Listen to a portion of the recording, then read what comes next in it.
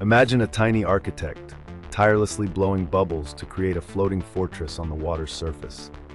These delicate structures, known as bubble nests, are built using a mix of air, saliva, and plant debris.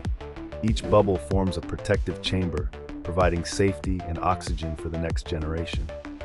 The builder carefully guards and repairs the nest, ensuring every chamber stays afloat. This ingenious strategy not only shields the young from predators, but also keeps them close to the warm surface, giving them the best chance to thrive in their watery world.